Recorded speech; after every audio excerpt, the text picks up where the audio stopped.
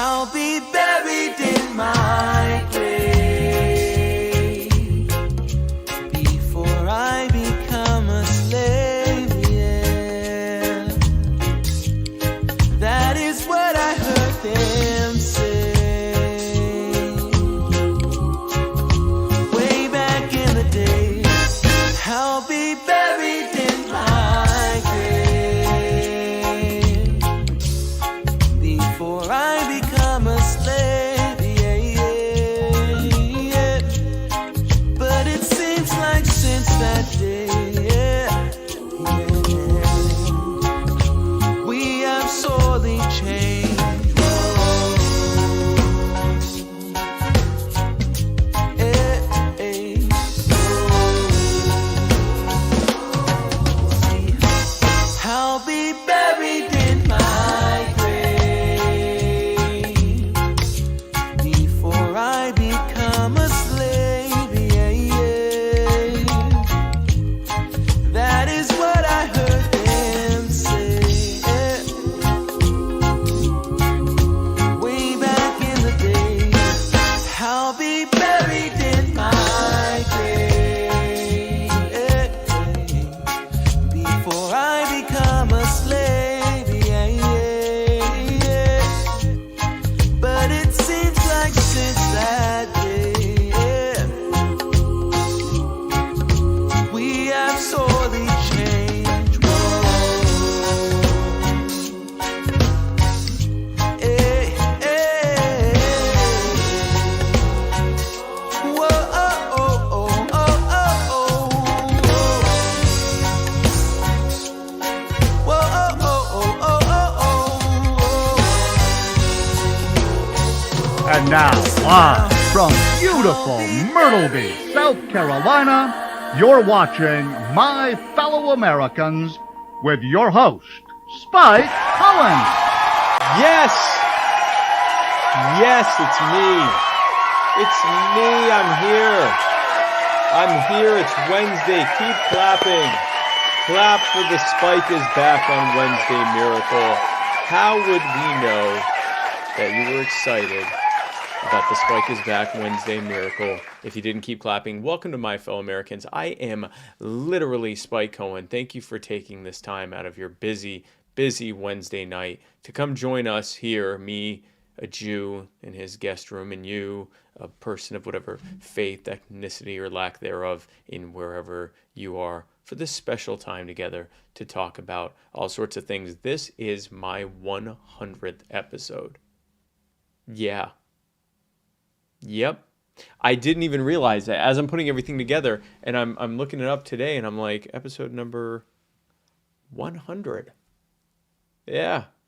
So thank you for being a part of this journey. It's fantastic. I've got a great guest tonight. This is a Muddied Waters Media production. Check us out everywhere on all social media platforms, on all podcasting platforms. Check us out on anchor.fm/muddied waters, where you can not only leave questions and messages for us that we will play and answer on the Muddy Waters of Freedom on Tuesday nights at 8, but you can also make donations if you'd like to. You don't have to, but if you'd like to, and we'll read your name right here on the show. So thank you so much. And also, as always, go to muddiedwatersmedia.com for this and every single episode of Muddy Waters Media, as well as the Muddy Waters store and all sorts of other fun stuff. Be sure to like us, follow us, subscribe to us, press the bell. If you're on YouTube, we want your phone to explode every time we go live. Don't miss out on that. And be sure to comment and share this right now. Share this right now. The last thing I want is for Mark Zuckerberg to not see you sharing this content. Fight back against big tech. Share this video right now. Give the gift of Spike Cohen today. Kids love it. This episode, of course, is brought to you by the Libertarian Party Waffle House Caucus, the fastest growing waffle-related caucus in this or any other party or entity of any kind, really. This is just about it. Go to muddywatersmedia.com/store to buy all the Waffle House stuff. If you want to become a member of the Waffle House Caucus, go to the Libertarian Party Waffle House Caucus Facebook group, which is called, oddly enough, the Libertarian Party Waffle House Caucus. And come and join us there. the Gravy King, Joe Solosky. Joe Solosky is running for Pennsylvania governor. He is the key to Pennsylvania's success. And if you want to help him in his run for governor, go to Joe Solosky. That's JoeSolosky.com. It's not my fault. The man's last name is it's hard to say the thing. Anyway, yes, JoeSolosky.com to find out how you can help him become Pennsylvania's first libertarian governor. Mud water, the most aptly named thing that we have ever sponsored or has ever sponsored us before. If you woke up today and said, my God, I'm sick of coffee, I want an alternative to coffee that's made out of masala chai and cacao and mushrooms, turmeric, sea salt, cinnamon, and that's it. Well, friends, I have some fantastic news for you. If you go to muddywatersmedia.com/mud, you can buy that, all of that, and only that in a tin that looks like coffee and tastes. It doesn't taste bad. It actually doesn't taste bad. I'm not sure it tastes like coffee, but it doesn't taste like bad. It just tastes, it's good. It's good for you. And it also has some caffeine, just enough to wake you up, but not enough to make you all freaking jittery and messed up for the rest of the day and then make you crash at night. None of that happens. Instead, you get filled with some delicious masala chai, whatever the hell that is, and mushrooms. Yum. Who doesn't like mushrooms? Not those kind, but mushrooms. And of course, this episode is brought to you by personal injury attorney Chris Reynolds, attorney at law. If you drink this mud water and are so disgusted by it that you find yourself to be personally injured by it, you can call him. He's not going to sue them. That's not actionable.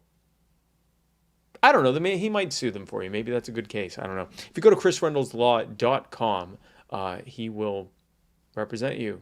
Hopefully in something real. Hopefully you're not calling him unless you have a serious personal injury. And I'm not qualified to judge such a thing. I'm not an attorney. Certainly not a personal injury attorney. But Chris Reynolds is. So if you go to chrisreynoldslaw.com, he'll be able to tell you if you've actually got a case, and if so, how much money he can. I don't know if he can tell you how much money, but he can sue them.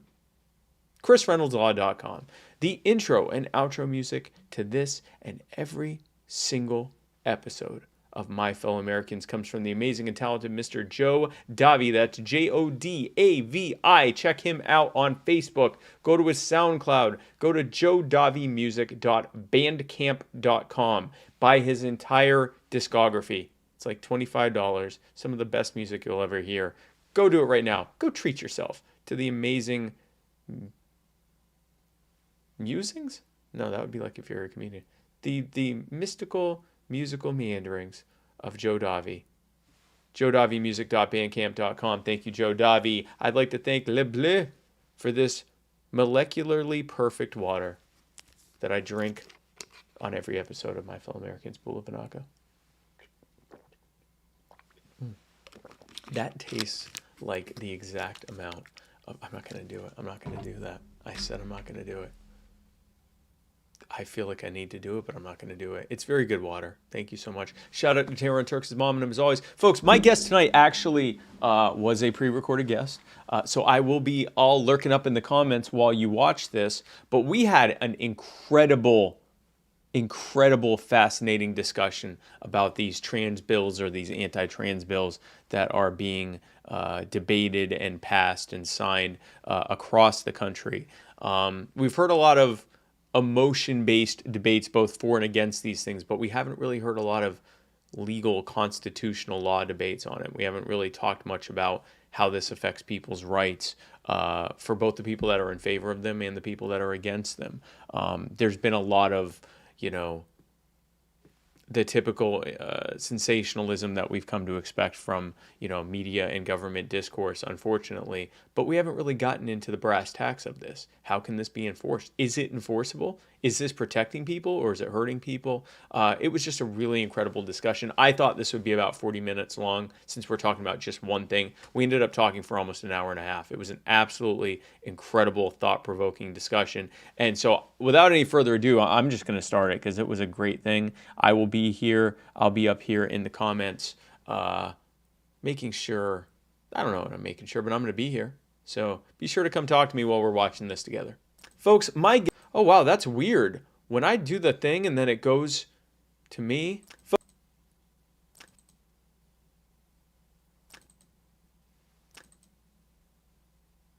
Wow. What if I... That's weird. Someone listening to this on podcast is going to have no idea what's happening here. But that's... watch the video version, then you get it. That is... Folks... Wow. I don't know why I'm so creeped out by that. Must be the mushrooms in the mud water. That's pretty cool.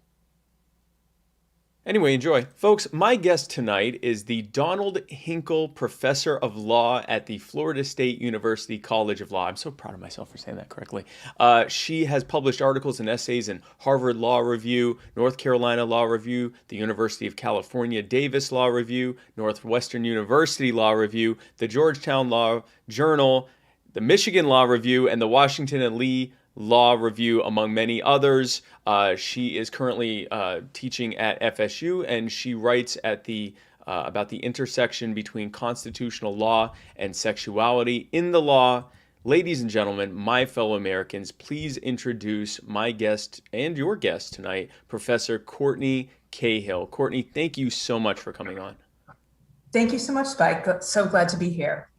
I'm really happy to have you on. And folks, be sure to comment with your questions and thoughts. This is pre-recorded, but I am lurking in the comments, and I will let you know if you are right or wrong. Now, Courtney, before we get started, I always ask my guests, what got them into the walk of life that they're in. You clearly are very specialized in law as it relates to family law, constitutional law. What is it that got you into that? Everyone has their genesis story. What is the Professor Courtney Cahill genesis story? So the Professor Courtney Cahill genesis story actually begins, I won't go too far back, but begins before I became a professor of law. I went to graduate school, got a PhD in medieval Italian literature and classics. And then decided, since, that degree had very little market power, I went to law school, which is what a lot of us... I wasn't going to say it, but I was, okay. No, I will fully admit, fully take responsibility for that choice. I loved it. My dissertation was on the sort of legal regulation of romantic relationships in 14th century Italy. So I've always been interested in, what happens when the law tries to regulate things that are very personal. Right. I think that's probably what sort of caught my interest when I went to law school and eventually became a law professor. And I started some of my earliest work, I just kind of hit straight for the biggest taboos, was on the legal regulation of incest in the United States and whether or not incest regulations were constitutional or not. And so I kind of looked at those for a while and then, sort of spun off from there. Right. So it sounds like you like to avoid controversy since you're talking. No, I remember my first job talk at a law school and it was on incest, and I won't name names, but it didn't go over that well. I can't imagine it would. And I mean, please tell me that you were able to find some way to seamlessly work in 14th century Italian family law into that. That was tough, although I did manage to work in, believe it or not. So I did 14th century Italian stuff, but also classical literature, so Ovid. And there's a lot of really amazing, I feel like everything that I've worked on has already been told in poetic form in Ovid's Metamorphoses, including several different incest tales. So I did work my Ovid in. You just basically, so basically most of your writing, you just remove the prose and just, take out the rhymes and stuff and add it as a legal opinion. That is basically right. It's quite a niche you've dug for yourself. So, okay, so let's get into this. You have been writing about most recently, having taken a hiatus from incest. You are now writing about, you have written most recently about some of these, I guess we'll call them anti-trans laws that have been passed, mostly in the Southeast by Republican run state governments. And there's sort of a mixed bag of different things. Some are related to gender reassignment or gender affirmation surgery with the that for people that are underage, also for sports programs and things like that. Before we get into what those are, can you kind of delve into what those laws are targeting and maybe give a few examples by state of what the specific, I guess, stated purposes of the laws are, what it is they're targeting? Sure. So I put so there was kind of a first wave of anti-trans laws with the bathroom bills a few years ago. And those have since sort of percolated through the courts. Most courts by now have come down sort of against those, bathroom restrictions, right? So laws Right. that require somebody to use the bathroom of the gender that's stated on their birth certificate, basically, right? It's not as if we carry our birth certificates. I mean, at least I don't carry the birth certificates Right. to the bathroom. So I would say those are kind of like the first. I mean, there's like sort of anti-trans law has a history, right? But with Right. respect to most recent anti-trans laws, I put the bathroom bills kind of first generation. What we're Right. seeing in the last couple of months is what I would call the second generation anti-trans bills, which fall into two categories. The first category are the anti-trans medical laws, or medical, I should say, laws and bills, because most of them have not yet become enacted law. So there's the medical bills, and then there are the sports bills, right? And the anti-trans sports bills break down into two subcategories on their own. One group of the sports measures don't allow anyone to compete on the sports team of their choice. So they're limited to competing on the sports team of the sex that's consistent with what's on their birth certificate.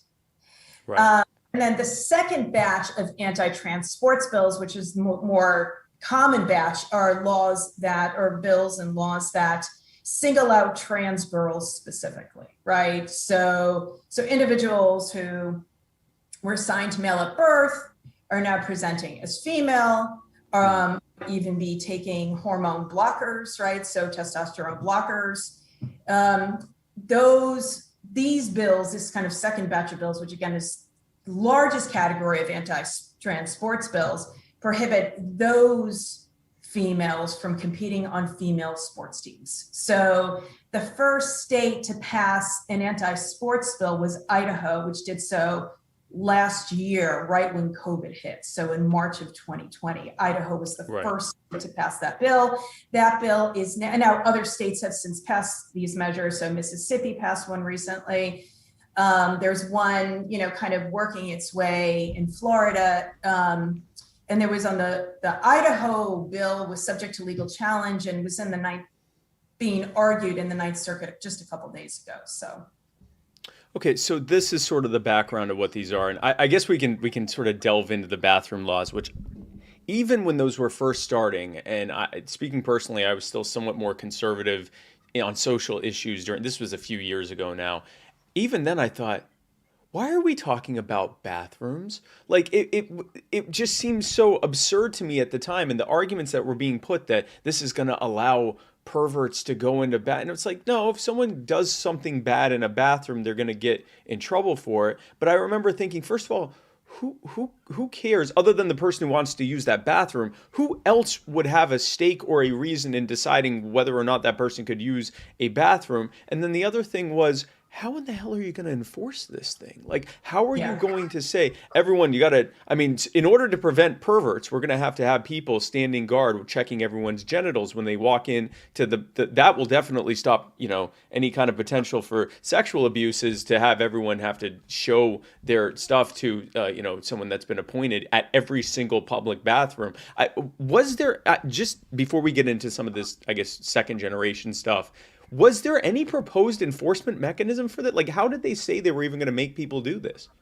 Well, I know North Carolina, right, which is where this, a lot of the controversy erupted, right? Was, I think that there was going to be, I can't remember the actual wording of the bill, but I seem to recall it saying something to the effect that any person could challenge, right? It was kind of giving very broad authority to any citizen to challenge the sex of the person who's in the bathroom. But wow. that language, so what happens with these bills is that like they really don't change all that much. It's just the language of the bills kind of stays the same. It's the context to which they are applied that's different, right? So the language of those bathroom bills has kind of migrated into the language of the sports bills.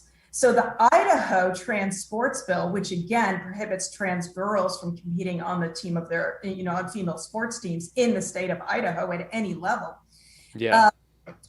allows anybody to challenge the sex designation of any girl, right? So if a parent sees a girl on the soccer field and doesn't believe she's a girl, that parent can challenge, right, the eligibility of that girl to be on the soccer field with other girls and force the child to undergo a health test. So in the Idaho litigation, given those sort of very broad enforcement measures, folks that are challenging the law is a trans female student as well as a cisgender, right? A girl who's not trans, who says, look, I look a little bit more masculine. I have a little bit more muscle.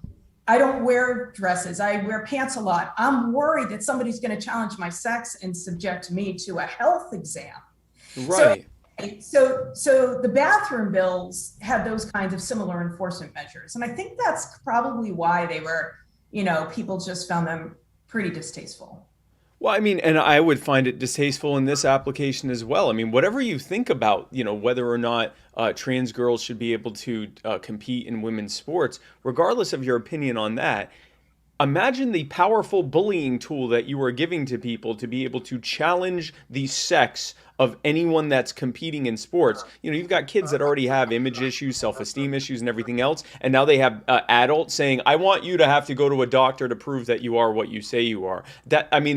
That is insane to me. You've actually talked about this, how even putting aside the moral or ethical arguments for or against these types of things, and in a similar fashion with the Jim Crow laws, with the discrimination laws that happened after the Reconstruction, after slavery ended, and even before when slavery was still happening, that it was based on this sort of nebulous concept of race, and that they wanted to pretend that it was something that had a very strict definition, and yet we saw this massive difference from state to state in what even delineated race. So long before we got into the moral argument of whether it was wrong or right to segregate or discriminate based on race, it was actually being challenged in the courts on the basis of how do you even measure such a thing and judge whether it's being used correctly and enforced correctly. Can you talk a little bit about that and how it relates to what we're talking about now?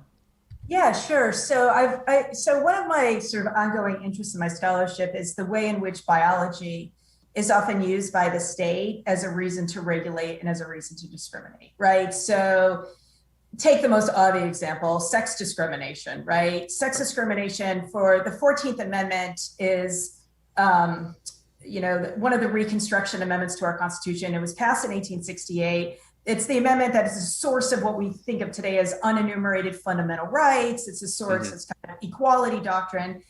And for the first 100 years of the 14th Amendment, the Supreme Court made clear that it didn't apply to women, right? Nor to men by implication, because the argument went that men and women were not similarly situated. They were biologically different. And they were biologically different enough to make it okay for the state to discriminate against women in all sorts of ways, right? So there was that, right? Before, the Supreme Court case that sort of solidified separate but equal, which it was a case called Plessy v. Ferguson, which was decided in 1896. And in Plessy v. Ferguson, the court was considering whether or not Louisiana's separate but equal law on railway cars, right, where white people had to sit here and everyone else had to sit over here. Right. It wasn't a granular understanding of race, right? There were only two races, white and everybody else. Right. That law was Homer Plessy challenged the law on equal protection grounds, and the court upheld it. on the basis of biology and said, look, there are physical differences between the races that are kind of biologically fixed. All this law is doing is tracking those inherent essential biological differences. So, and then in the 20th century, right, biology was a reason to criminalize consensual sexual conduct between same-sex individuals until 2003. Right. Biology was the reason not to allow same-sex couples to marry until 2015. Now we're seeing biology in the context of in trans rights, right? So I became interested, in the context of Jim Crow. There are a lot of similarities, between what's going on today other than the obvious difference, right? That one relates to discrimination on the basis of sex and transgender status, and the other relates to discrimination on the basis of race, right? So there's one difference, right? But other than that, there are a lot of interesting similarities. For instance, right, back when Jim Crow was kind of at the heyday of Jim Crow, at the late 19th, early 20th centuries, there were no DNA tests, right? There's no kind of litmus test for race. So your race was determined by public officials based on what you look like, right? So the shade of your skin, which we know is not an indicator of race, right? But that became an indicator of race. What your hair looked like, your body type, your body shape. So sort of state officials say, interracial marriage was a crime. Right? You go down to the clerk of court, you apply for your marriage license, that clerk has the discretion to determine whether you get the marriage license. If that person thinks that you're of different races, depending on what you look like, right? Right. So what's really fascinating to me is that the same thing now is happening in the context of trans rights. So let me just give you an example. Great. Alabama, a federal district court in Alabama a few months ago in a case called Corbett v. Taylor sort of knocked me off my feet. Maybe it's my bias. I thought Alabama is probably not going to be that sensitive to trans rights. I was wrong. So Alabama requires individuals to have gender reassignment surgery to change their driver's license and to change their birth certificate. But it never specifies what gender reassignment is, right? And actually, I'm not even sure if it says surgery. I think it's a gender reassignment. But gender reassignment exists on a very broad spectrum. Right. So what was happening in Alabama is I'd go and apply. So let's say I'm trans and I go apply for my driver's license. The official, and I get a doctor's letter that says, I am seeing a physician and undergoing medical treatment for gender reassignment, whatever that means. That might just be psychological treatment. Right. Affirmation. Yeah. Yep. It could be intrusive medical interventions, right? But what was happening there is that the person in charge of giving you a change on your driver's license was kind of making that assessment for him or herself, right? Like, do I think tell me what you had done, and I'll make a decision as to whether or not I think you went far enough, right? So did you have a mastectomy, or did you get breast augmentation or whatever? The DMV worker is asking you this. Yeah. Yes. So ultimately, right, your sex, whether you like it or not, is being decided by the DMV clerk.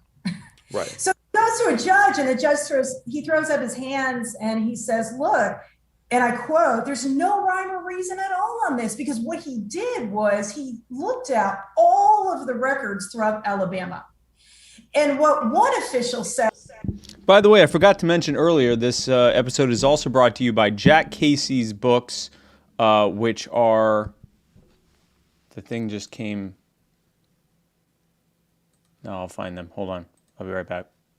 Was enough to be a woman or enough to be a man. Another official said it wasn't enough. Right. So there's no rhyme or reason at all in Alabama with respect to the question of what makes a woman or what makes a man. Right. It's just it's too arbitrary. It's too subjective. Right. So that reminded me a lot of the Jim Crow stuff. Right. Where all of this race was in the eye of the beholder.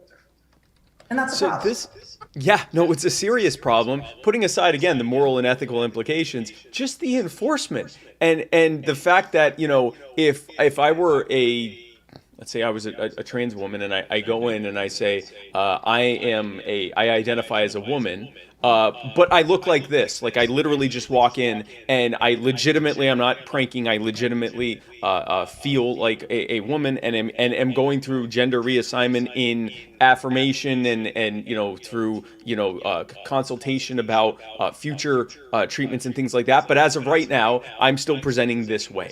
And I go in, and one DMV worker says, no, you're a man. You have more facial hair than me. You're a man. And then the next day I go back, and I just walk out, and the next day I go back, and the person who is much more understanding and accepting says, okay, well, if you say that you're a woman, and you've shown me the documentation that you're getting this treatment, then you're now a woman. This is a major problem of enforcement. And even before we get into those types of things. So before we get into, I want to do a little bit of kind of devil's advocate stuff, and also talk about some of the concerns I have. What does this look like? So, for example, we've talked a lot about the sports stuff, and and then things like the being able to even change your sex or gender in your documentation. Let's talk a little bit about some of these bills that are targeting gender. And I keep forgetting because I forget if it was reassignment or affirmation, whatever the term is that is seen as more acceptable now. But the gender therapies that are going for people that are under the age of 18. Can you delve a little bit into what those are? Yeah, of course. Yeah. So the bills are targeting, I'll tell you what, what the bills make criminal, right? They make. Okay, I'm back. This episode is also brought to you by the amazing books of Jack Casey, including The Royal Green, Silver Throned, and coming this summer, Crowned by Gold, which if 1,000 of you buy a copy of these books, he will rename it Crowned by Mud and change the storyline so that title makes sense. Jack Casey, Crowned by Gold. If you want to purchase these books, you're probably thinking, well, how do I purchase them? Go to theroyalgreen.com and let them know that you bought it because of watching this on My Fellow Americans or The Muddy Waters of Freedom or The Writer's Block.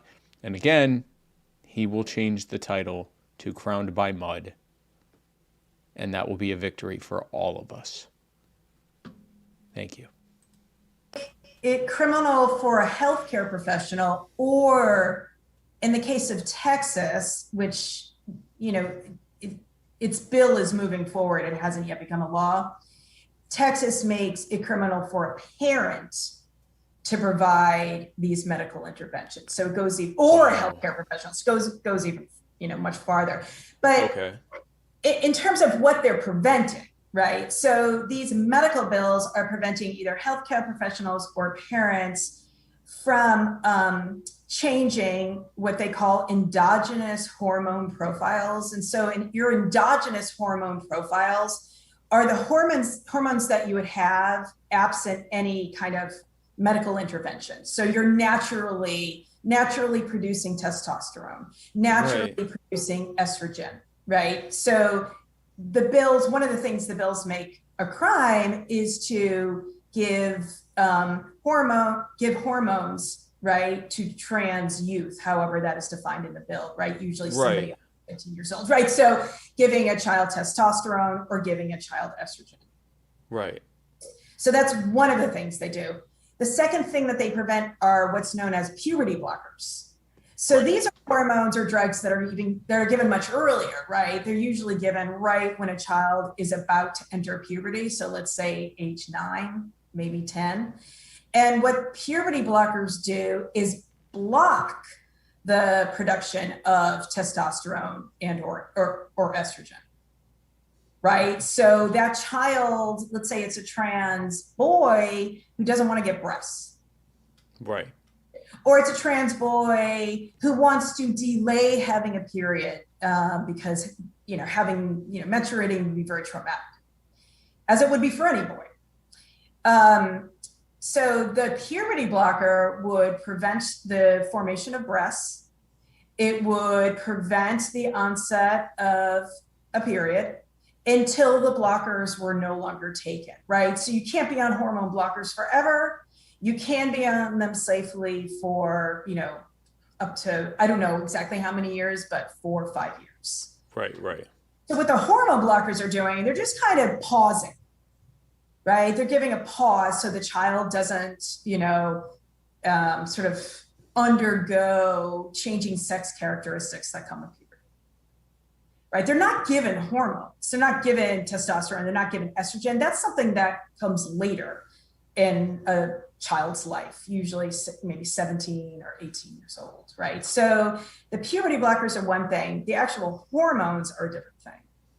And then the bills also make it a crime to change the sex organs of a minor, right? They never define what a sex organ is, but then they go on to list what medical procedures are prohibited, including, among other things, a mastectomy.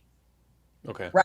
So by preventing, someone who was assigned female at birth from getting a mastectomy when she's 17, right? The bill is implicitly defining breasts as a sex organ, or the absence of breasts, I guess, as a sex organ, right? So they don't really, define with any clarity what a sex organ is, but they do by implication by prohibiting certain procedures on certain organs like breasts, among other things.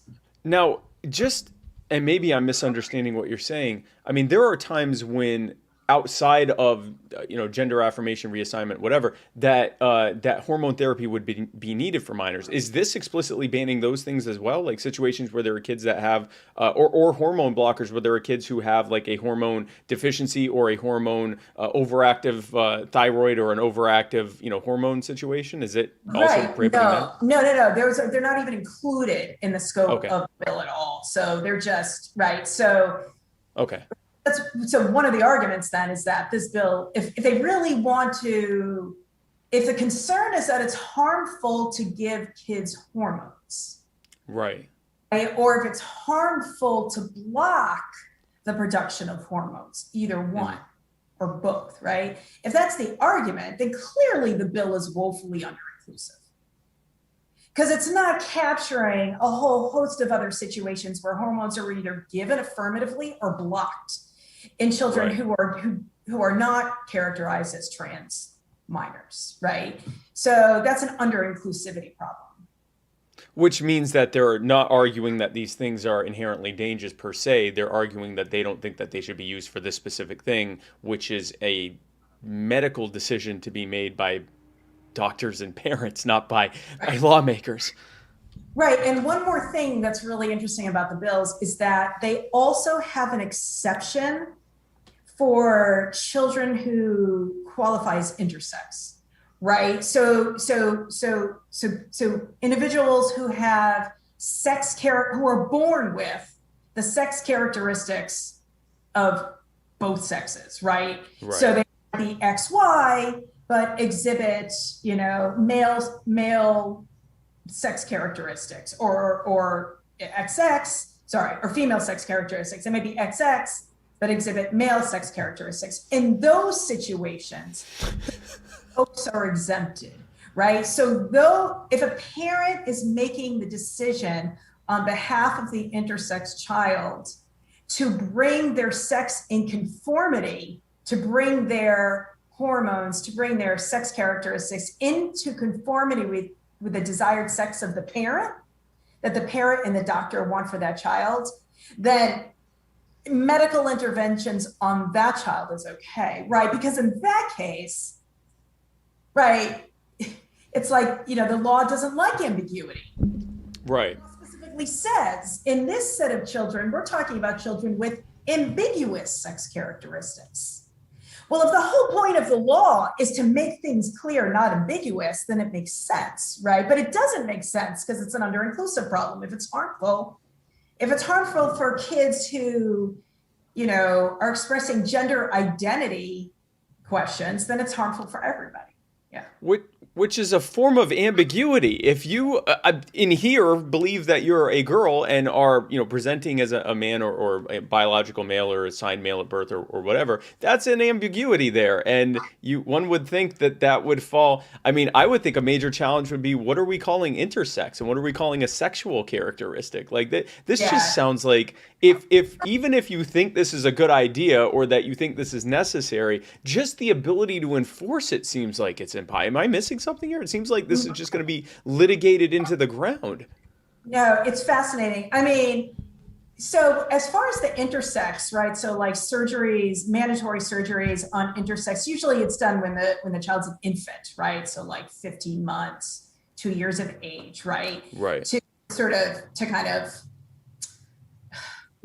sort of get rid of the ambiguity, right? Through surgical interventions. Well, what happens a lot is those kids grow up and, right, so maybe the child is born with a phallus, but is, otherwise is chromosomally XX, right? So they grow up feeling, right, they might, let me try to think, I'm trying to think. They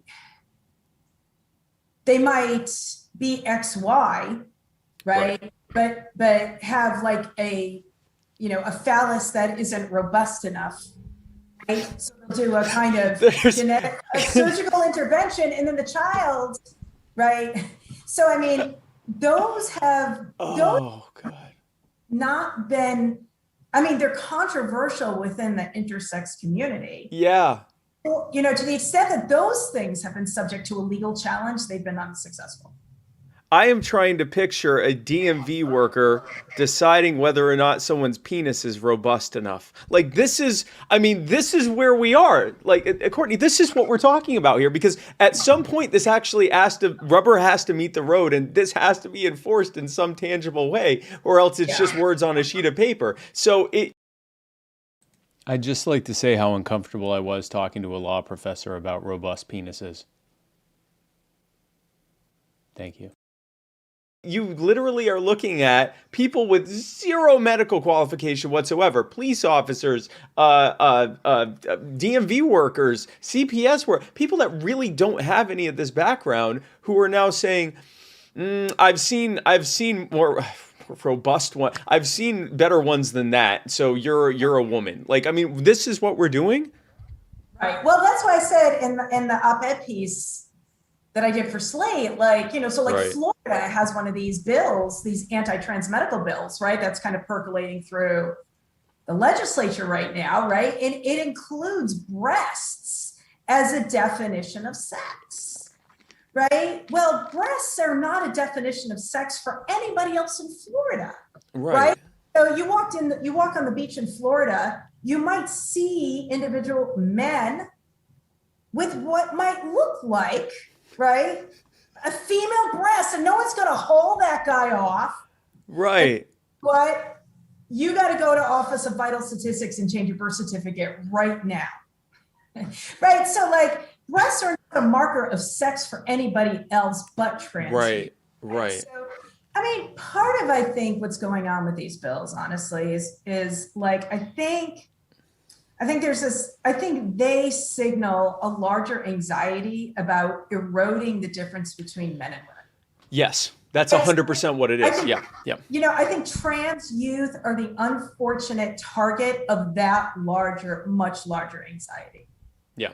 Right. And I think, last year in a kind of landmark Supreme Court decision, Bostock v. Clayton County, the Supreme Court had to determine whether or not an employer could fire you if you were gay, or could an employer fire you if you were trans, right? Well, federal employment law prohibits sex discrimination, but it doesn't prohibit sexual orientation discrimination, nor does it prohibit trans discrimination, right? But the Supreme Court, in a surprising ruling for a lot of people, myself included, said, look, trans identity and sexual orientation identity are a subset of sex. And what you saw, right? So when you discriminate against somebody because they're trans, that is sex discrimination. And when you discriminate against somebody because of they're gay or lesbian or whatever, that is sex discrimination, right? So like sex is an integral part of that discrimination. I think what you saw after that was like, whoa, what's going to happen now, right? What are all sex segregated spaces going to be opened up? Yeah. Right. I think that was that's, I'm very interested in slippery slopes. That's kind of what got me into incest, because Justice Scalia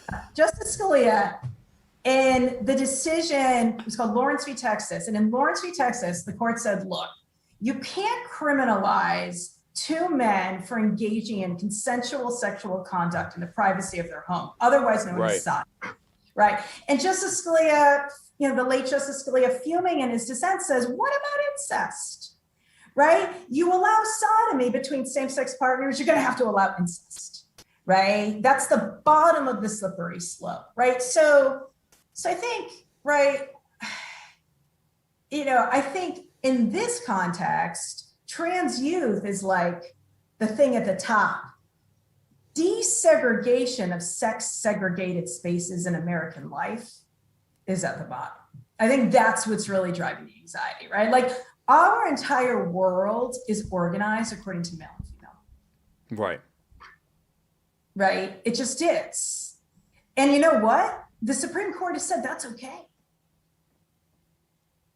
So I think. Well, I mean, you have entire languages that are gendered, where there are things that, I'm in the process of learning Spanish very slowly. And I'm doing this and I'm like, man, is a fork a man or a woman? I forget. And it's like, but it's everything is gendered especially in the Latin languages. And it is very much a structure that, you are either a man or a woman. I grew up, boys have penises, girls have vaginas. And now there's this gray area in between, and it's causing a lot of anxiety with people. But here's the thing, like you said, if that's the case, then inherently your trans identity is tied to sex. If it wasn't, people wouldn't care, or at least they wouldn't care in that respect. They wouldn't care in that context. It wouldn't mean anything to them.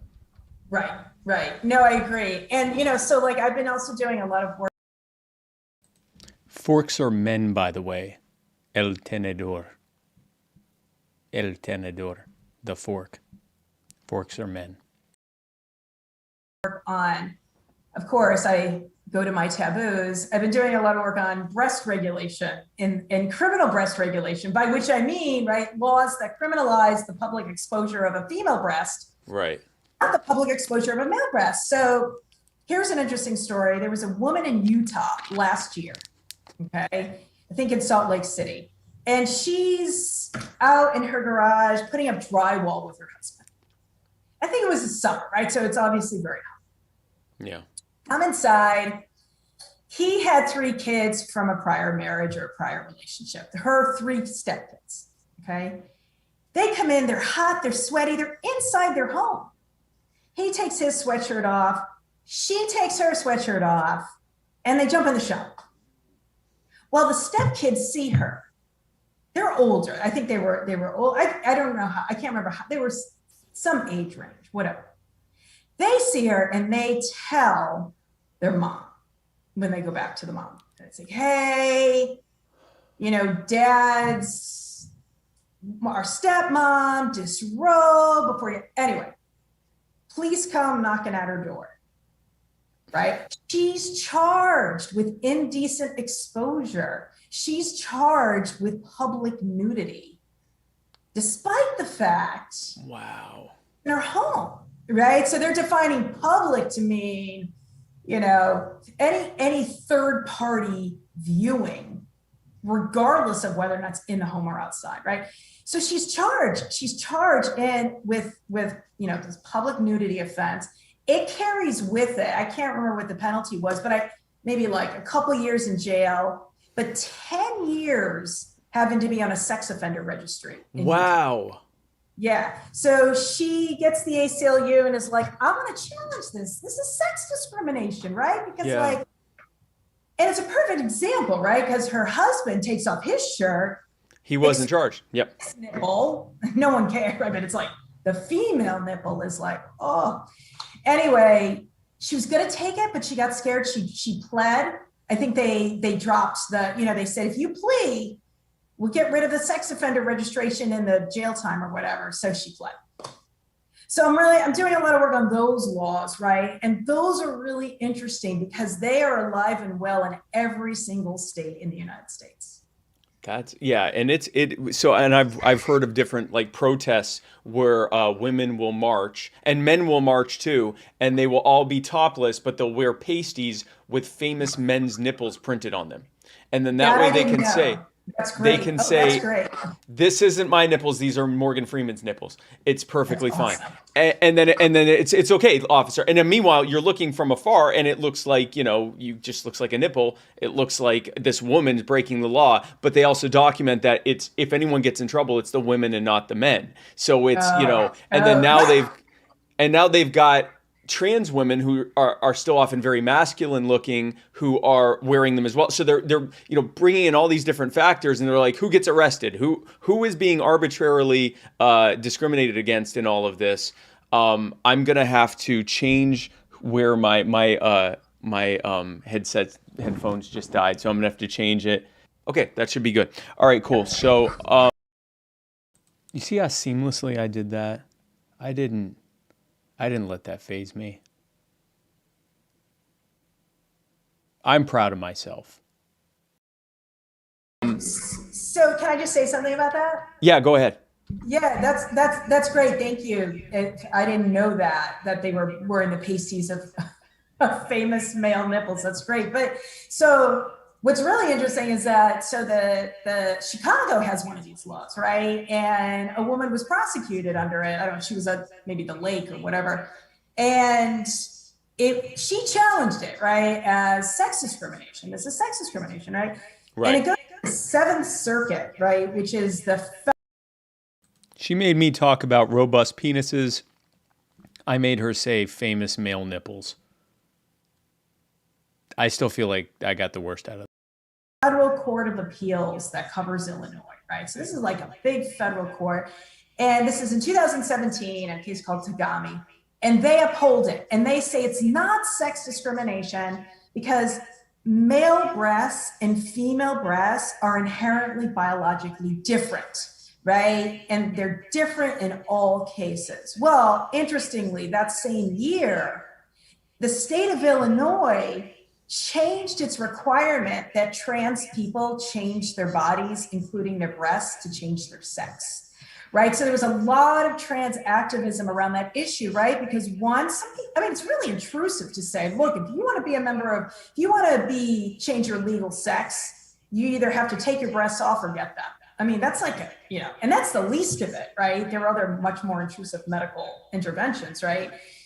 There was a lot of trans activism around that issue, and they managed to get the Illinois legislature to repeal its requirement that you change your body, including your breasts, change your legal sex. So do you see the tension between those two things, right?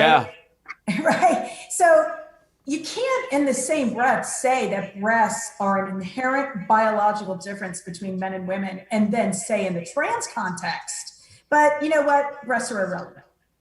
Yep. Right? Keep your breasts, you can still change your sex. You're no less a man if you have breasts. Great, right? So, I think, again, the trans stuff is really, I think there are always going to be some people who find that really deeply unnatural or whatever, but I think it's really anxiety producing in a world that likes to just have like male, female, yin, yang, just have it be clear. Well, and the thing is, yes, if everyone fit within that very easy box, then it would make the most sense. You just got men and women.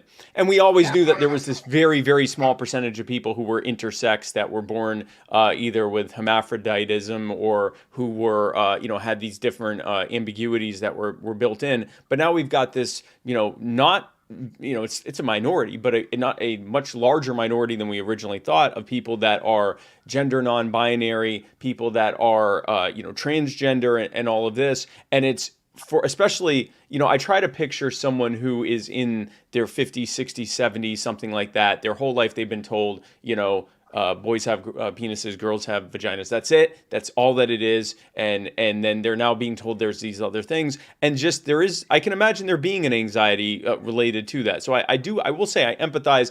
I'm not empathizing with the people who are, being outright bigoted towards people. Whatever you think about someone, if you find yourself, wishing violence against someone for expressing who they are, then even if you may or may not have a valid disagreement with them, there's a better way to do that. So I'm certainly not defending that. I do want to give a couple of, and I guess I'll call it devil's advocate, although at least for a couple of them, I have some concern about it, and I want to make sure I'm fully understanding it. We'll start with the, well, we've been talking most recently about the about some of this gender reassignment, gender affirmation stuff. So I guess we can start there. I'm not going to talk about every concern that's been expressed, because some of them I don't think are terribly valid and are just downright just an expression of bigotry, or just an expression of, well, where does it stop? How do we stop defining boy and girl? And that's just a societal anxiety there. That's not really so much related to that person.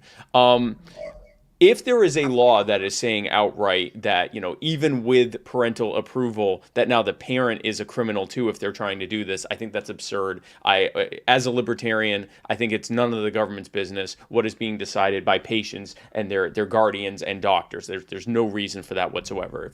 The doctor is far more qualified than the DMV worker or the politician than, what should be done in that situation. Now, I know that at least some of these bills are explicitly stating that, and it may not be these ones, but I know that there are ones that are stating that it can only be done, or have been proposed that it can only be done with parental approval. And now I know the argument against that there are some parents who are bigoted or are anti-trans who don't get it and who are reflexively saying, no, I don't want my child to have these puberty blockers or this hormone therapy. And let's be clear, especially for young children, prepubescent children, intrusive surgical stuff is pretty much never on the table. This is stuff that's post-puberty that even really gets into it. We're talking gender blockers and hormone therapy for the most part, as well as psychological therapy and things like that, affirmation and that kind of care. In the situation where the parent is not giving approval, here is my concern with requiring that, with not having something that protects the parent's rights here. I understand the reason why someone would say that a child should be able to get this gender assignment therapy even if the parent doesn't consent. My concern is, and we were talking about slippery slopes, if we set a precedent that a parent does not have to be consulted when it comes to medical concerns, health concerns, and this is a serious medical concern, then that sets the stage for saying that if the state and a doctor believe that something is okay, then the parent should have no say in that, and that we're basically saying that the parent, as the guardian of the child, that their concerns are lesser than that of the state and the doctor, since at that point the child isn't in a legal situation to be able to represent themselves or to be able to make decisions for themselves. It is basically the doctor deciding on behalf. Obviously, the child has to consent, but I mean, again, slippery slopes. We talk a lot about children can't consent. That's why we say pedophilia is wrong. That's why we say that children shouldn't be able to enter into contracts. So what we're basically saying is that this is a decision being made by the doctor and affirmed by the state, and that the person who, in any other situation, including in typically in medical situations, the parent isn't able to be able to give their input and be able to say whether or not they approve of it. Putting aside all of the potential slippery slopes, even in just medical, what that could lead to with potential abuse of children by predatory doctors who are just trying to jack up how much money they're making from possibly unnecessary things that have nothing to do with gender reassignment. What is your take on that concern, that not allowing the parent to be the final arbiter in this situation could lead to those slippery slopes? And if so, what protections could there be against that? Right. I mean, so I guess, this issue has come up, the other contexts that it's come up are usually, medical context where urgent medical care is needed, usually, to save a child's life, whether it's a blood transfusion or it's chemotherapy. In the case of cancer, there have been cases where parents don't believe in chemotherapy, either for moral reasons or for religious reasons, and then doctor will testify that the kid needs it in order to save his or her life. And in those, right, so it's a balance, as you say, it's a balancing of interests, right? Right. Here's the thing, like, parents' constitutional rights, whether they're under the 14th Amendment or under the First Amendment, free exercise, religious liberty, freedoms, are really, really robust. And they've only really become more robust, not less robust over time. Right. So, there was a kind of landmark case in 2000 called Troxel, where the court really definitively said that parents have these really fundamental liberty interests to make decisions with respect to their children, even independent of any other interest. So in previous parental autonomy cases, the court said, well, parents have a fundamental right, but they also have religious rights, right? So they kind of bundled parental autonomy and religious autonomy together, right? Or parents have fundamental rights and they also have free speech rights, so they bundle these together. But in this case, the Troxel case that I'm thinking of, it was the first time that a parent asserted a fundamental liberty interest independent of any other constitutionally granted right. Right. And the court was like, yeah, you got it. That's a really, right? So that's the first thing to keep in mind. Parents really have robust liberty rights to make decisions, right? On the other side of the scale, right? So then the question becomes, when can those decisions be trumped, right? Well, harm, right? Like harm is, right? Clearly, if a parent's decision is going to harm the child physically, right, the state's going to be able to intervene. Right. So there are those cases dealing with chemotherapy where the court has, courts have temporarily placed a child, a minor, under a guardian ad litem so that the child could receive chemotherapy, right? Because that was necessary in order to save the child's life, right? So I guess in these cases with these trans kids, I'd have to I really do think they are very case by case specific. I think it's very hard to make broad generalizations. I mean, here's the thing too. Every trans kid is different, right? So some are going to be experiencing extreme gender dysphoria, right? Such that if they don't get the interventions that they need or that they want, right? Suicidal ideation or, attempted suicide could result, right? So and then there are trans kids who don't fall on that extreme side. So I do think that there are just I just think that in this particular area, making a broad generalization with respect to whether or not a state can ever trump a parental autonomy in this area is hard to do. I mean, I agree with you. That, the slippery slope, I see it, right? Yep. I do think, right, a possible some guardrails would be, having a lot of process, right? I would think, and I'd have to see some of these laws to see what exactly, on a more granular level. Right. Right. I would think that,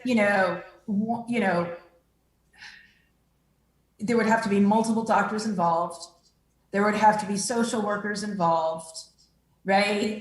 There would have to be lots of assessments involved before, making the determination as to whether or not the parental autonomy, this is a case where parental autonomy can be overcome.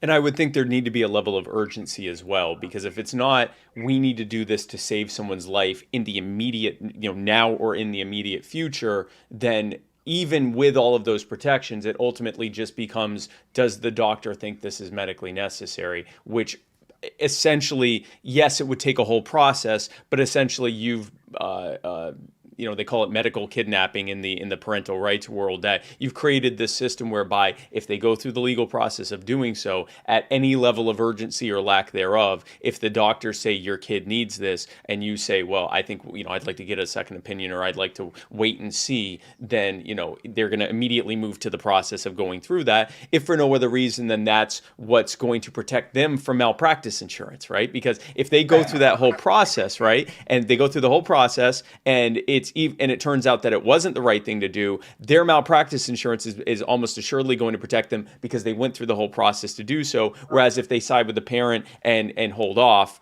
even though there is this process in place for them to challenge the parent's rights, they're almost surely going to be sued if it goes wrong by waiting and seeing. So it is, I mean, it is a mess. And I do think at the very least, even outside of the specific application when it comes to gender reassignment or gender affirmation, that it would have to, there would have to be a level of making sure that the parent's ability to provide input, and that there has to be some level of urgency before you're pulling this, take it out of the parent's hands trigger. Just one quick thing about that. Sure. I would say this, like, even for kids who are at the more dysphoric end of the scale, right? So like kids for whom, these kinds of medical interventions are going to be, seen as more necessary, whether life threatening or not, whatever, but just like extremely urgent, right? Even then, no doctor immediately goes to that, right? So there are lots of different steps and hoops that you have to jump through before it even gets to that point, right? So I would think, and that's a case where the child is very sure, but I get what you're saying, right? Yeah. Children can't make decisions, they can't really they can't make those kinds of decisions for themselves. So yeah, there does need to be, a number of, like I said, guardrails in place. Yeah, I have seen people who are advocates in favor of allowing this, who have said things like, well, as long as we're getting the child's consent. I'm like, whoa. You would never use that in so many different applications, right? And especially stuff related to sex. Typically, there is no way you would say it's okay if the child consents. I mean, one of the most unifying things in worldwide political discourse is that it's hard to find a punishment harsh enough for someone who rapes a child, right? So, what if the child consents? That is not in any kind of mainstream. I mean, there's certainly fringes that say that. Most of them are people that are attracted to children. There's very few people outside of those who are actually dealing with pedophilia that are arguing that. So we wouldn't use that. So and there's obviously the fact that, for example, when it comes to some of these puberty blockers, they are technically being used off-label for these types of things, and the potential for side effects and things like that. But at the end of the day, that's a medical question. That's not a legal question. That needs to be decided, in my opinion, at least the vast majority of the time, not just by doctors, but also with the parental input, possibly barring the most extreme of cases. So let's do this when it comes to the sports bills.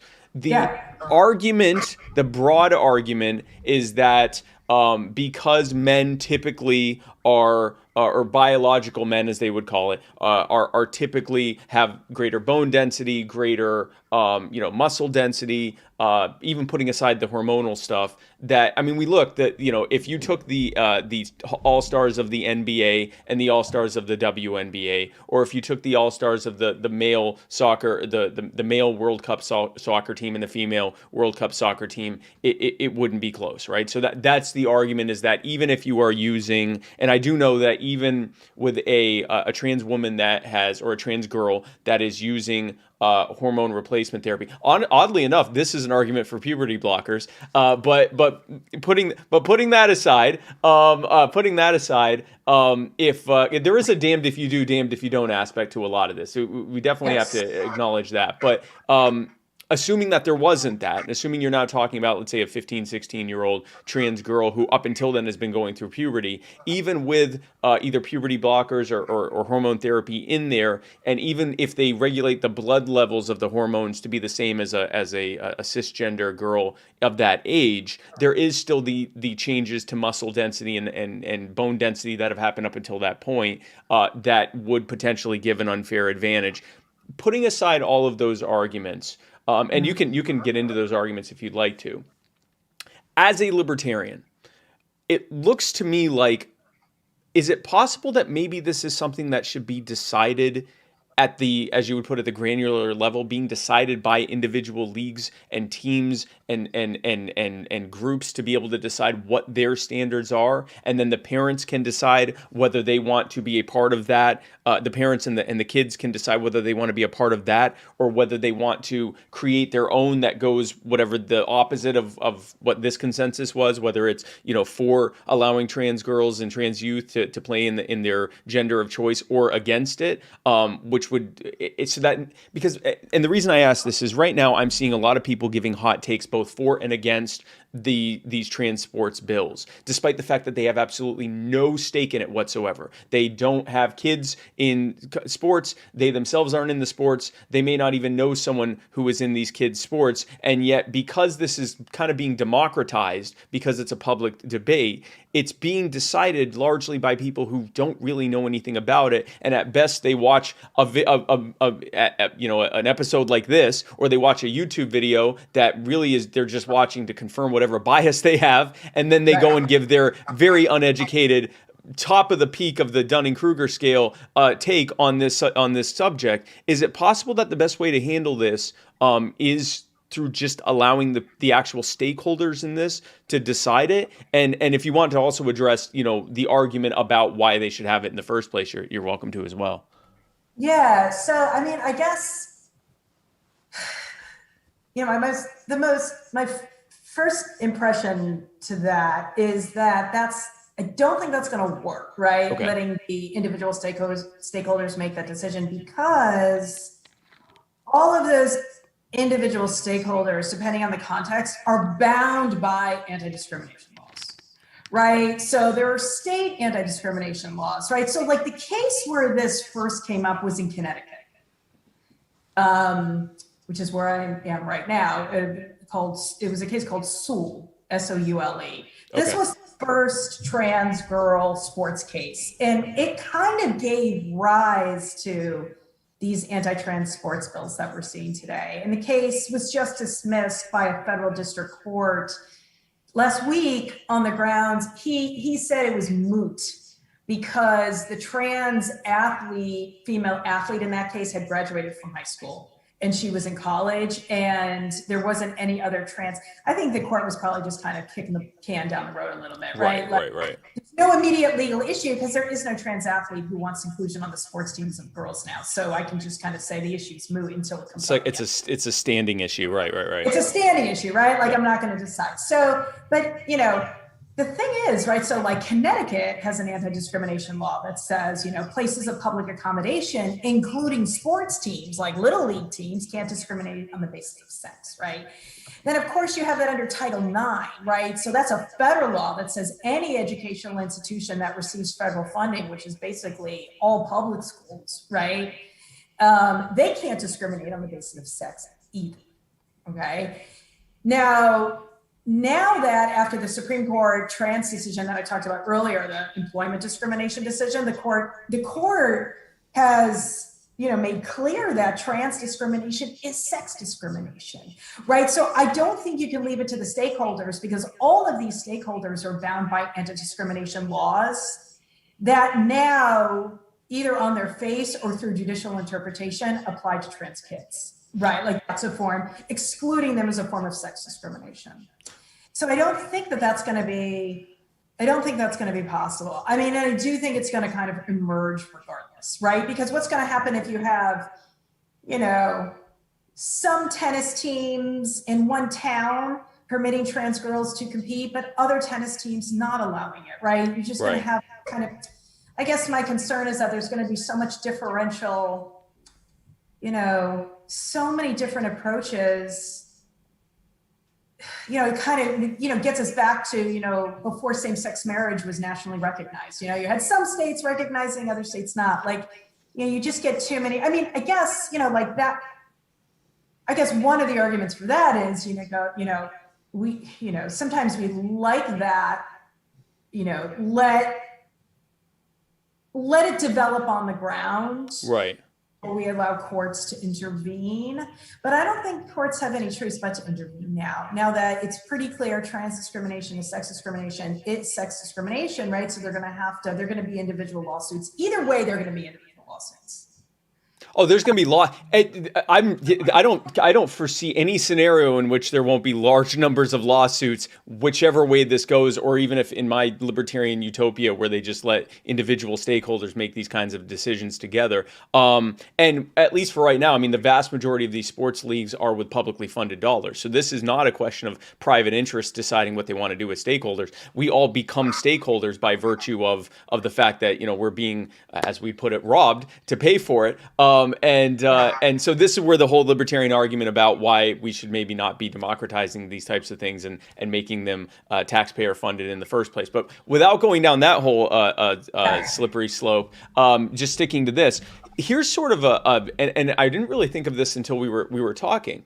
If we are saying that you can't allow sex discrimination, then what is the divider, or what is the block that stops, for example, cisgen men from saying, you know what, I think I'd rather participate in the female league, or for it eventually to be potentially decided that even segregating by sex is something we shouldn't even be doing, or allowing even private leagues and private sports and private groups to do, meaning that you wouldn't have an NBA or a WNBA. And if that did happen, how do you end up in a situation where you don't just have men and or potentially trans women just dominating all forms of sports, even including adult, private entertainment sports like baseball and football and the NBA and things like that?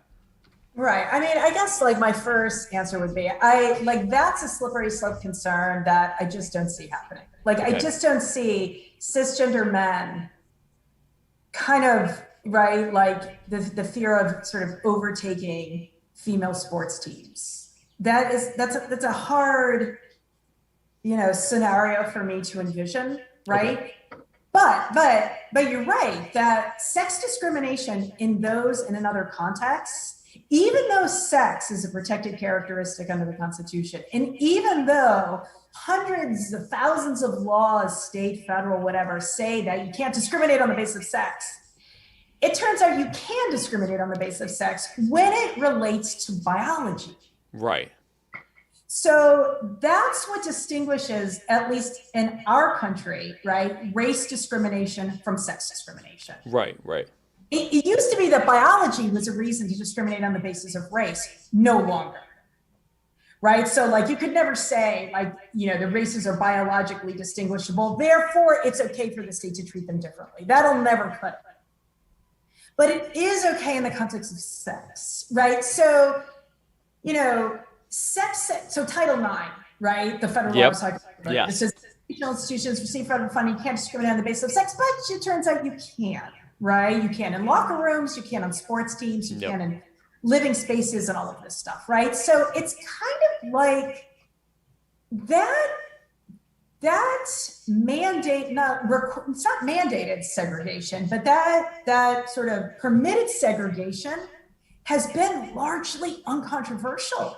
People don't challenge it. I've never seen, okay, I can think of, before the whole trans stuff, I can think of one case, it was in a Clark case in 1982, and it was in the Ninth Circuit, where you're right, and I can't remember the facts, I should have looked at them, but like, a cisgender boy wanted to compete, I think, on the girls' volleyball team.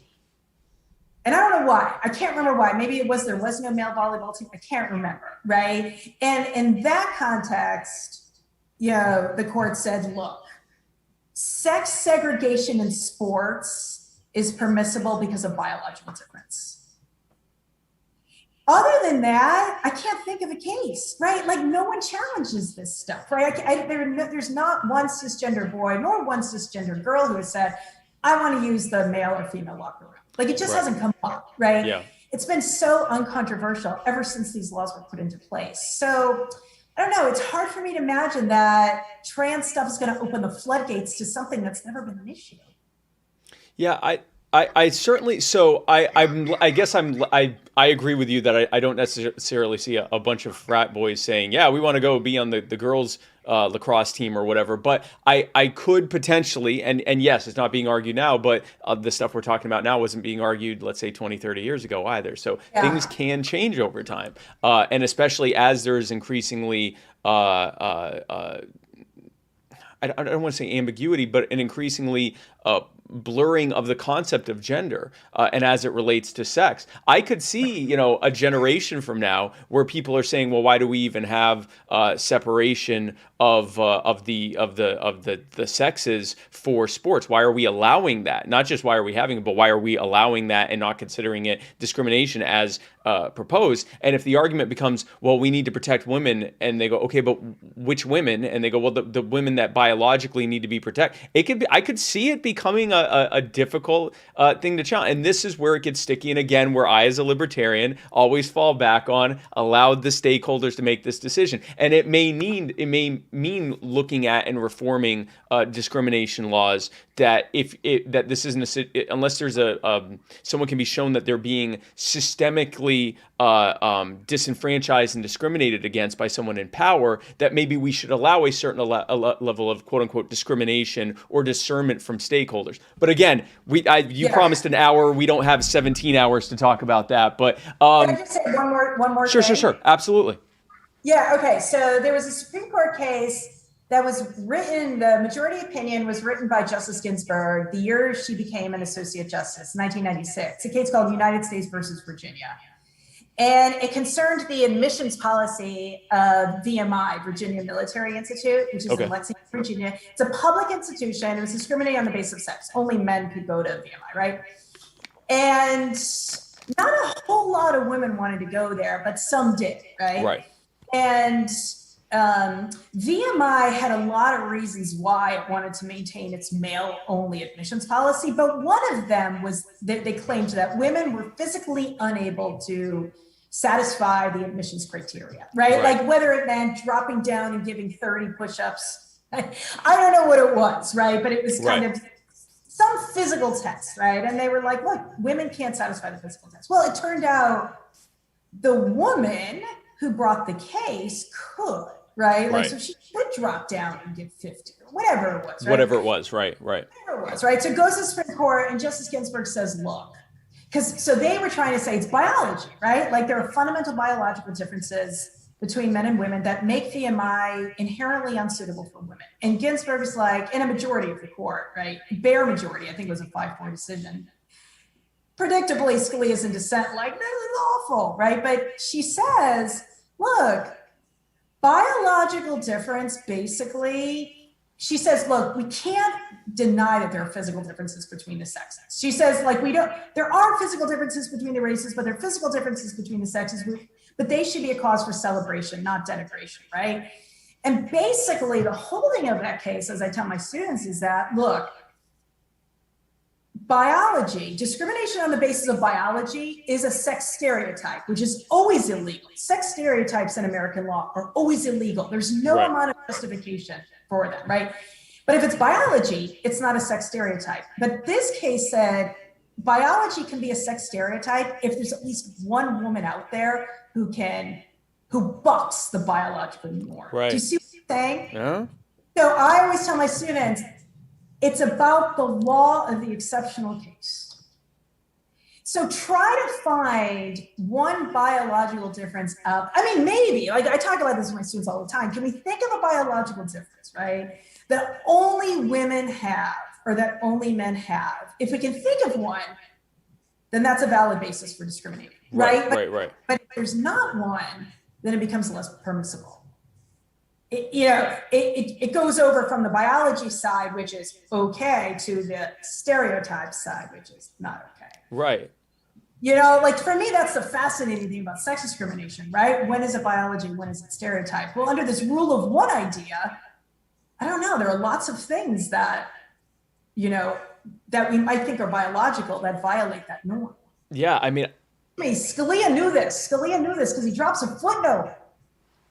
It's almost like he didn't want to make it too obvious, but he drops a footnote and he says, on this logic, I'm not sure any sex segregation can persist.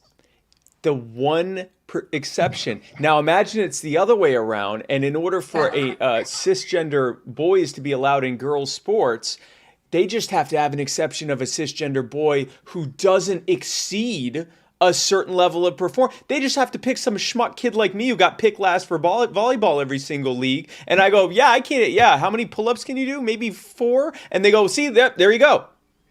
I know a guy just made that your argument. I mean, not your volleyball argument, but this guy wanted to work in the FBI, right? And in the FBI, they have different physical standards for men and women, right? Yeah. So I think men do have to drop down and do 30 push-ups. Women have to drop down and do 20, something right, or like whatever. Yeah. Yeah. This guy, but it was like he wanted a job in more an administrative capacity, right? But in order to even get that job in the FBI, you still have to go through the physical fitness training. You can't avoid that, right? This poor guy cannot do 30 push-ups in a minute or whatever it was. Like he just couldn't do it. Like he got so close. Like, you know, he did it one last time. He got 29, but he didn't make it. He argued that was sex discrimination, basically on your logic, right? He's like, look, that's wrong. Like if you're allowing women in who can only do 12 push-ups or 20 push-ups, why aren't you allowing me in for doing 29? It makes no sense. He lost. He lost, yeah. He lost, right? So, but that didn't go to the Supreme Court. It was a Fourth Circuit decision. And they were like, yeah, but biological difference. But Plessy lost too. It can always change. This is where, and again, I'm gonna do my libertarian agitprop moment here. This is where I think you've got some murky situations where there's not going to be a good standard, that a one-size-fits-all standard here that isn't going to end up resulting in something potentially disastrous, even if it takes a few generations to do it. And why I think we may need to be looking at how much quote-unquote discrimination we're allowing, so that we could have more of a hodgepodge of standards by the individual stakeholders in that, not as an arbitrary, like you mentioned, same-sex marriage, not the government stepping in and saying this is what our state's going to do, but individual leagues, individual parents, individual organizations and so forth coming up with these types of standards. But I mean, it's going to, like you said, one thing that we can all agree on, there's going to be a lot of lawsuits, like just a lot of them. So as someone in the legal field, congratulations on the boon to your industry that this is going to provide. Before I let you go, Courtney, you've been a fantastic guest. It's really been a fascinating conversation. Before I let you go, I just want to give you a chance to give your final take. Anything that you didn't think we had a chance to talk about, anything you want to promote that's upcoming. Courtney Cahill, Professor Courtney Cahill, the floor is yours. Oh, thank you. I mean, not really. I think we covered a wide field. You know, I did like what you said. I just kind of want to bring it to the surface because I think it's important about this kind of damned if you do, damned if you don't, with respect to the anti-trans medical bills that don't allow puberty blockers, are creating a situation where if what we're worried about in the sports context is an unfair advantage, like exactly what you're saying, right? Yep. Like if we're worried about an unfair advantage because of testosterone, but if that's suppressed starting at young ages, right, before muscle development and all of this, right, then you wouldn't have that, right? So it's almost like one is kind of, as you nicely put out, they're kind of reinforcing the other. They're creating the impossible situation. Well, and they're often, they want to, I know I said I give you the last word, but I'm going to agree with you, which is kind of like a last word for you. It's just it's me mansplaining what you just said. No, I will say this, and you're 100% correct. It's also in the bathroom situation. Okay, so you can't use the bathroom of your preferred or your stated gender, but then if you go into the other bathroom, that's going to be a problem too. Because you're a trans woman, you're presenting as a woman, but you're walking into a men's room. Yeah.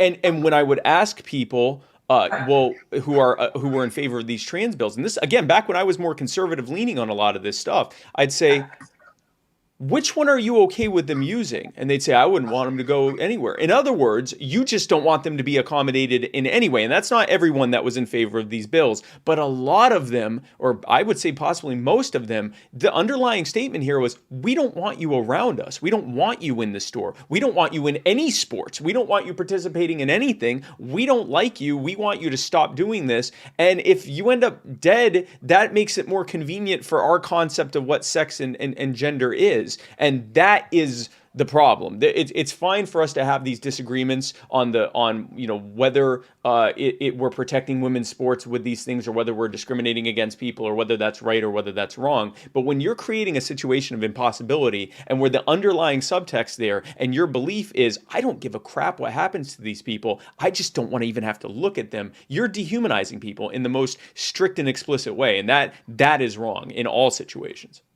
I completely agree with you. So the reason why, back to incest, the reason why I was so fascinated with incest was not necessarily because of incest per se, but because of the emotion of disgust. So back when I first became a law professor, I did a lot of work on disgust. And I looked at sort of anthropologists who had written about disgust. I looked at cognitive scientists who wrote about disgust. And it was fascinating, right? Like, this emotion is truly the tail wagging the dog. Yeah. And that's what's going on here, right? And Mary Douglas, who was kind of, very well-known English anthropologist, who wrote a book, fabulous book called Purity and Danger. And it was all about like society's purity rituals, right? And her theory of disgust was my favorite of all the theories I read, which was, she said, disgust is our reaction to matter out of place. So she said, nothing is inherently disgusting, right? Like, so dirt on the ground, that's not disgusting, but dirt on my bed, well, now it's a little bit more so, right? Yeah. But stuff that crosses its category, it's stuff that crosses the line, right? So like, that for me explains, that's my kind of Cahill's meta theory of law, right? We want things to, it's like color in the line. You gotta stay in the line. And once you go out of the line, you're making me nervous. So anyway, so I totally. No, you're right. I think that's what it is, right? Cahill's, say that again. Cahill's. Like meta theory of law. Cahill's meta theory of law. Yeah, it's disgust management. I like this. No, you're right. Incest, perfect example. Do I want two consenting adults to go to prison for engaging in sexual? No, but am I disgusted by incest? Yeah, no, absolutely. Yeah. Right? And it turns out there's this psychologist whose work is amazing. He's now at NYU at Stern Business School, named Jonathan Haidt.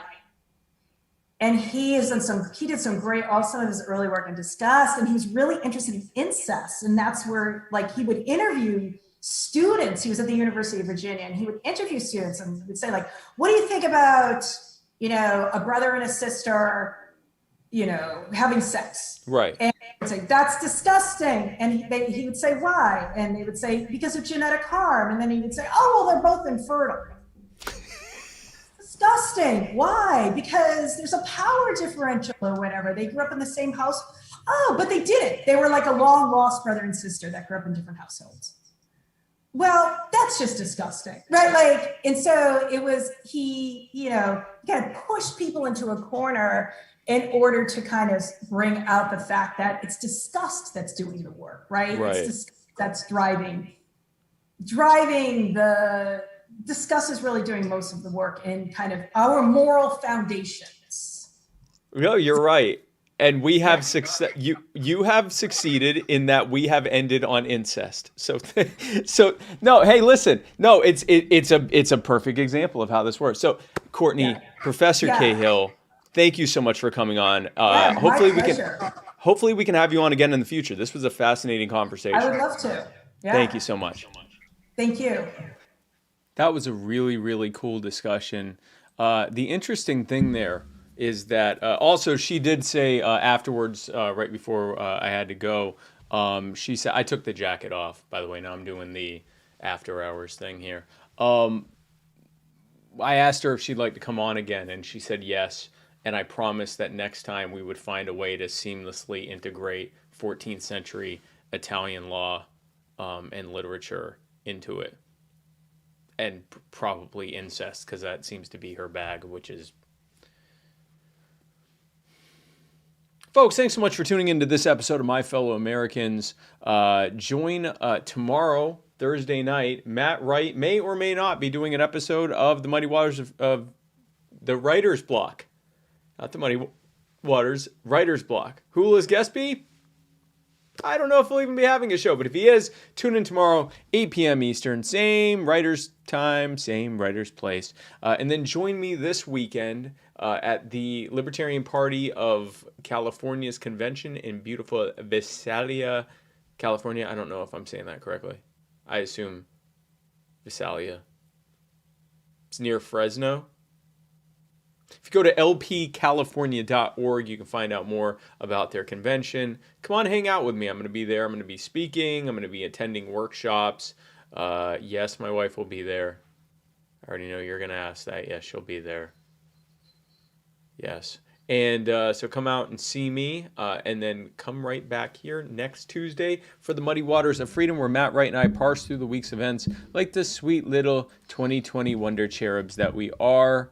And also, of course, tune in right back here. Same Spike place, same Spike time. Actually, no, different Spike time, 8 p.m., usual time. Same Spike place, usual Spike time for the next episode, the 101st, I almost said the 101st episode of My Fellow Americans with my special guest, I don't know. Oh, actually, no, I do know who our guest is going to be. It's For All Tennessee is coming back. They successfully passed a bill that ends no-knock raids and a bunch of other harmful police practices in Tennessee. And they're going to come on to talk about, they're going to do a little dunking on, they're going to dunk on their haters and talk about some of the hard work they've been doing at the Tennessee legislature. Can't wait to have them on. Folks, as I said before, you can always go to anchor.fm/muddiedwaters. You can leave questions for us, leave messages for us, and we will listen to them and answer them during the Muddy Waters of Freedom. You can also make donations, and you can become a monthly supporter of the Muddy Waters of Freedom. And so I'm going to read off the names of our monthly supporters who we greatly, greatly appreciate. Those are Justin Mickelson, Zachary Martin, Tim Poland, Josh McHose, Selena Stewart, Kenneth Ebel, Sean Sparkman, Jim Lee, or James E. Lee, I'm sorry, it's Jimmy, Dan Faust, Jennifer Morrison, Jack Casey, Jeff DePoy, Andrea O'Donnell, Chris Reynolds, personal injury attorney Chris Reynolds, attorney at law, Kenneth Ebel again, Meg Jones, and Billy Pierce for Texas. Thank you guys so much for being a part of this, and thank you for watching this. We will see you right back here, maybe on Thursday. I will hopefully see you in California, and then we will see you for the Muddy Waters of Freedom next week. And my fellow Americans, have a great rest of your evening. I will see you very soon. I'm Spike Cohen, and you are the power. God bless, guys.